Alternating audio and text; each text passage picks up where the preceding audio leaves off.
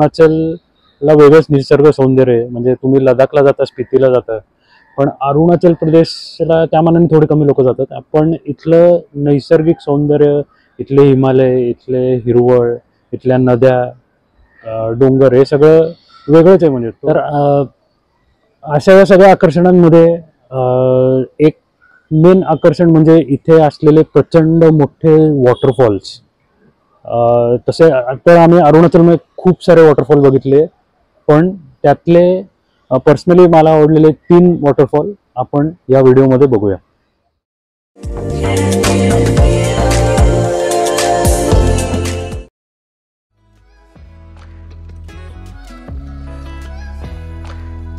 काय नदी, काय झाडी, काय डोंगर.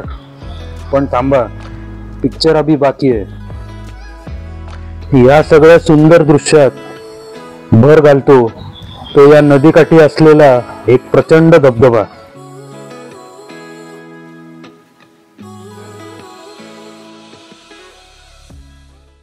तवांग पासन एक 40 किलोमीटरवर एक जंग नावाचं गाव आहे, आणि या जंग पासन 2 किलोमीटर अंतरावर नुरानांग असं लोक लँग्वेज मध्ये म्हणतात.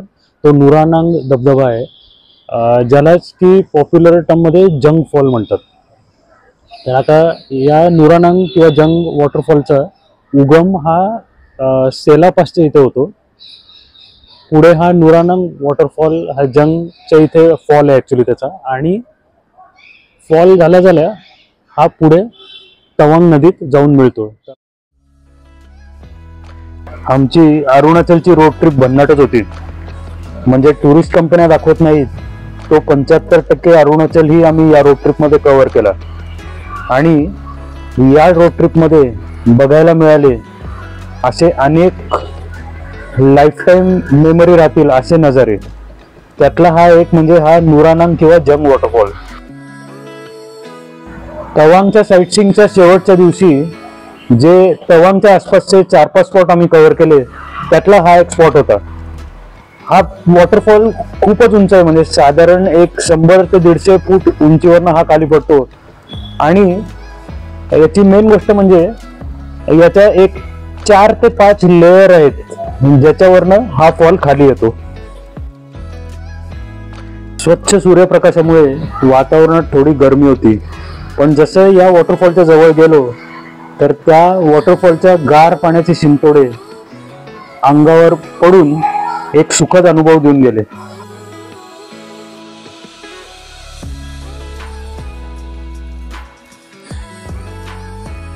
इथली सर्वात हटके गोष्ट म्हणजे इथल्या वाहत्या पाण्यावर दिसलेले हे स्थिर इंद्रधनुष्य. तर हा असा एक सुंदर नजारा आहे.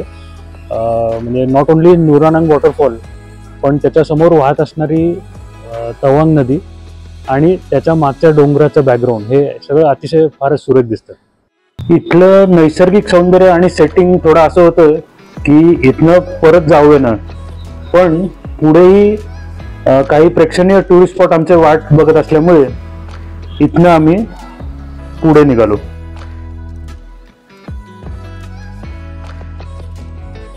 वॉटरफॉल बघायला निघालो होतो आणि बॉर्डरच्या जवळचा वॉटरफॉल, त्यामुळे सगळे खूप एक्साइटेड होतो. पण प्रत्यक्ष वॉटरफॉल यायच्या आधीच असा अद्भुत नजारा या वाहत्या पाण्याचा आम्हाला बघायला मिळाला. अरुणाचलचा एक सगळ्यात कमी माहिती असलेला मला वाटतं जर का वॉटरफॉल असेल, पण सगळ्यात सुंदर असा असेल तर तो होली वॉटरफॉल, किंवा लोकल भाषेत त्याला चुमी गॅत्से फॉल असं म्हणतात. तर हा चुमी गॅत्सेचा जो फॉल, चुमी गॅत्से वॉटरफॉल आहे, तो अरुणाचलच्या डामटिंग या भागात आहे. डामटिंग हा भाग बॉर्डरच्या अतिशय जवळ आहे आणि हा अख्खा एरिया हेवीली मिलिटरी प्रोटेक्टेड आहे.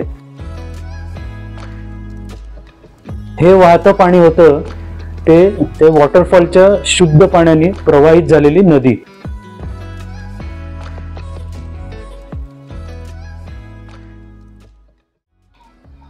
इथली मजा म्हणजे हा वॉटरफॉल जो आहे तिथनं 250 मीटरवर तिबेटची बॉर्डर आहे. म्हणजे आम्ही गेलो तर समोर असे चायनाचे कॅमेरे वगैरे लावलेले आम्ही बघितले. तर इतक्या बॉर्डरच्या इतक्या जवळ असलेला हा वॉटरफॉल आहे. या वॉटरफॉलसाठी पार्किंग पासून 1-1.5 किलोमीटरचा वॉक आहे. वॉक सोपा आहे आणि त्या वॉकच्या एंडला तुम्ही जे बघता त्या मानाने हा वॉक काहीच नाही. लोकल बुद्धिस्ट ट्रेडिशनमध्ये असं मानतात की गुरु पद्मसंभव यांचा या वॉटरफॉलवर वरदहस्त आहे आणि अशी मान्यता आहे की हे 108 वॉटरफॉल्स आहेत की ज्यांचे डोंगराच्या मधनं जे उगम पावतात, ज्यांचा उगम कोणालाही माहिती नाहीये कुठनं होतो नक्की. तर असे 108 वॉटरफॉलची ही सिरीज असलेला हा चुमी गॅपचे फॉल आहे.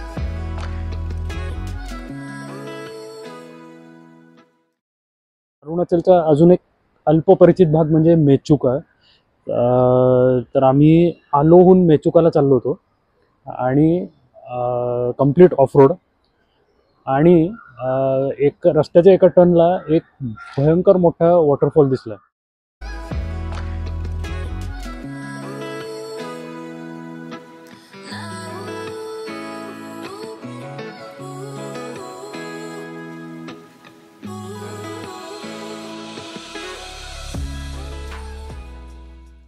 असं कळलं की हा सिको डिडो म्हणून वॉटरफॉल आहे. मेचुकाचा थोडा अलीकडे येतो आणि याची सुंदर गोष्ट म्हणजे हा एकतर मला वाटतं 150-200 फूट उंचीवरनं खाली पडत असावं. आणि दुसरी गोष्ट म्हणजे की हा रस्त्याच्या एकदम साईडला आहे. म्हणजे तिथनंच एक ब्रिज आहे जो मेचुकाच्या रस्त्याला जातो. तर या ब्रिजच्या एकदम साईडला हा सिको डिडो वॉटरफॉल आहे.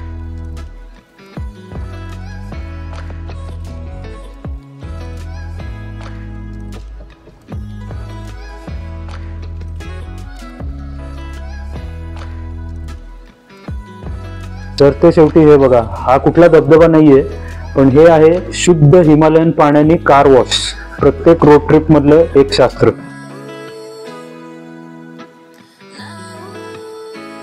तर अशी होती ही रोज एकाहून एक जास्त प्रेक्षणीय नजारे दाखवणारी अरुणाचलची रोड ट्रिप.